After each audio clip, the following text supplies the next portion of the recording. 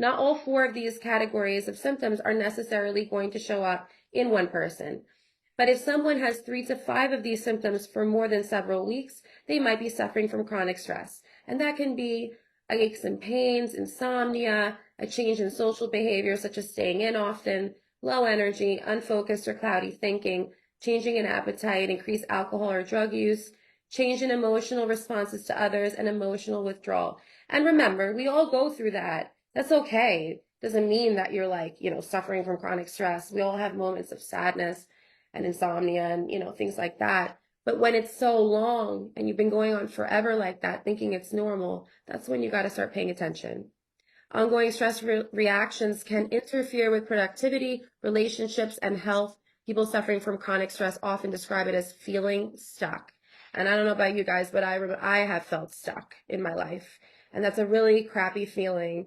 So here are some techniques that you guys can do to try to reduce the stress, especially because we're all under some kind of pressure.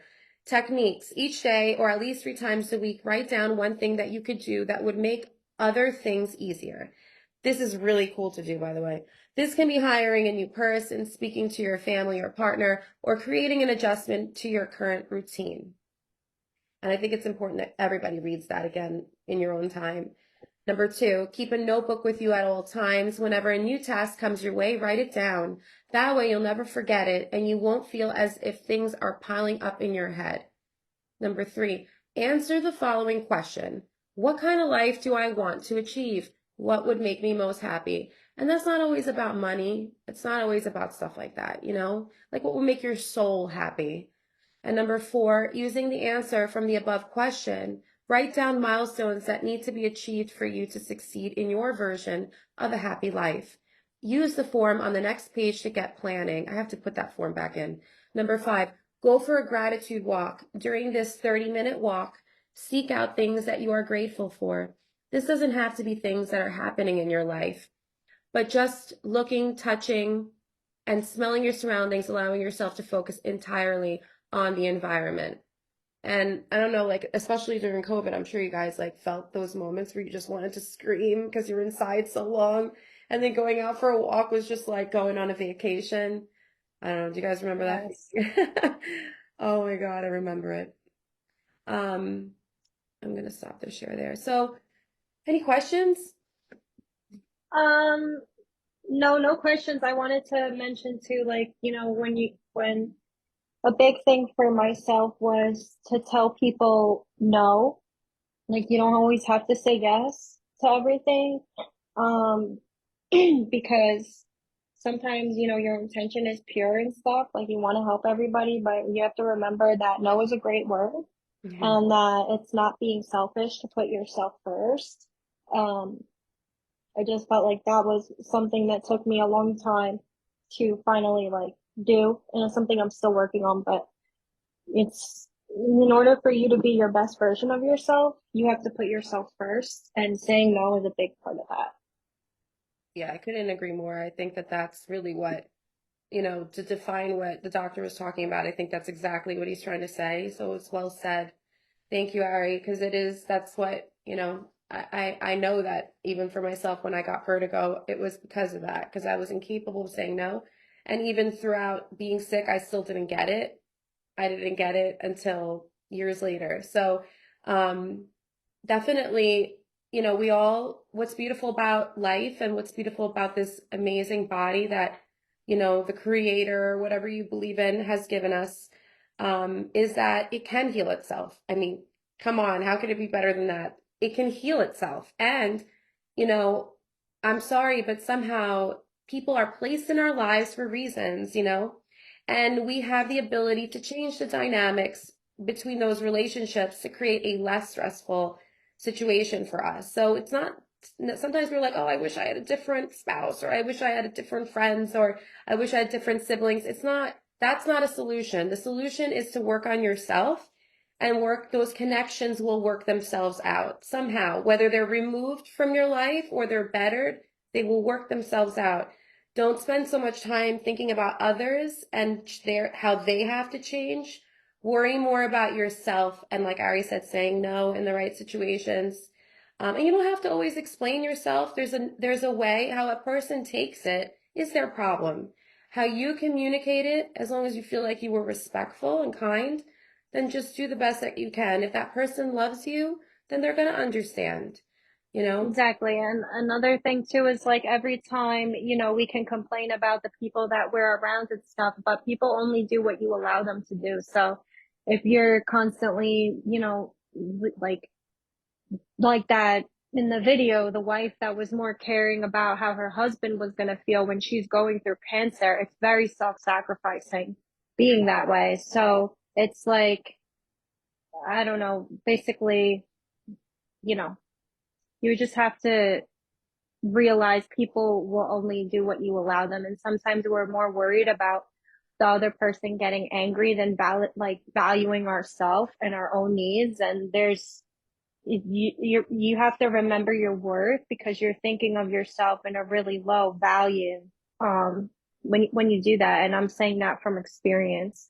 But you know, when you try so hard to like, you know, work on a relationship and you keep trying and trying, and it's just like you're not really respecting yourself, because really what would get the other person to change is if you just paid more attention to yourself. That's a funny thing, right? Because sometimes we don't really think about that a lot of time. Exactly. Exactly. Sometimes we're like, oh, you know, I can't do anything without this person. And it's like that person starts to catch on. You know how like sometimes people like, I don't know, it can tell if you're vulnerable, Yeah, right? they don't So, mean to be that like mean and cruel, but it's a human thing. and Right. they're used to that dynamic, but in order for a dynamic to change, you need to change yourself too. Even when you go into work and maybe you don't like your workplace, but why don't you just think of it a little different tomorrow? Or if you go around your family members or your friends and you just think of it a little different. Or if someone, I remember in my old job, like everyone would be constantly gossiping, and like it took me a while to just be like, I don't want to engage in this conversation, you know? And if they think that you're mean or a bitch, then so what?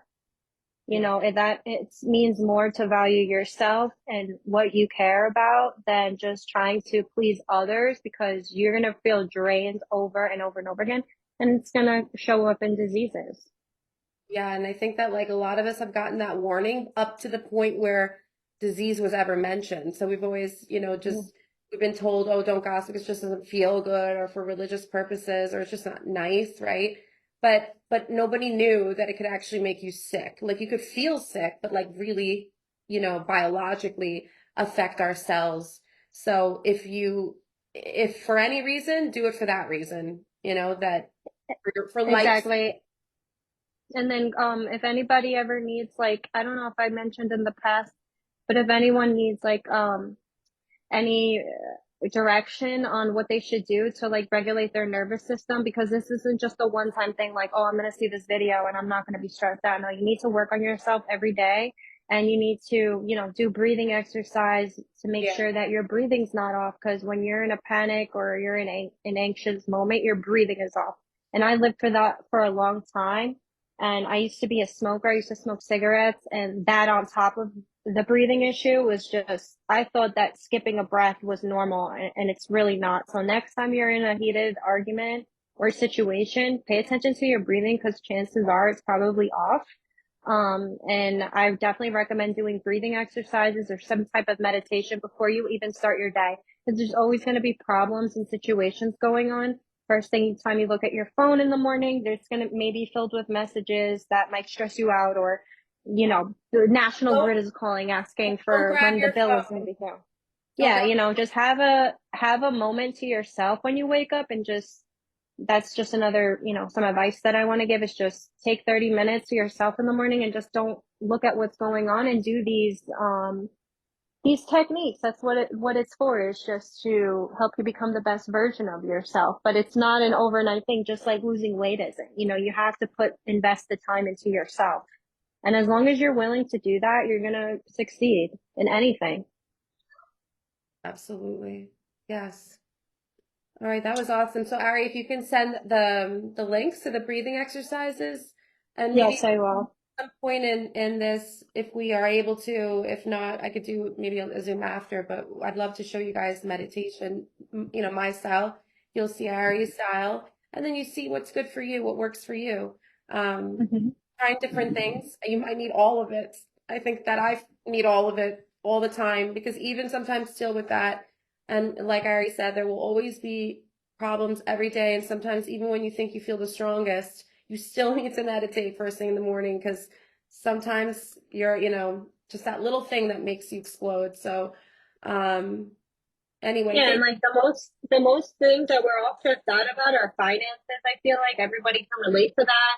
And there's always going to be a new bill due. It's always going to be a new month. You know, money comes and goes. And, you know, once we get that money, then what? Then there's going to be more things, you know? So you just got to be grateful for the moment and remember, you know, look at yourself 5 years ago and say, oh, was I in this position then? You know, you got to be grateful for all the little things in life, not just, you know, getting a new job or, you know, and or a definitely raise or, finding a spiritual walk, some kind, you know, yeah, that makes you feel connected to the earth, to each other, to God, whatever it might be is important because we're not here to make money. We're here to touch each other's lives and impact one another.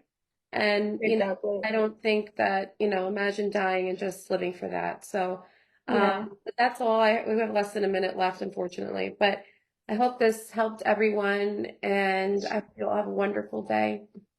Hope you guys have a great day. Bye. You. Thank you Bye. very much. Have a good day. Bye. Bye.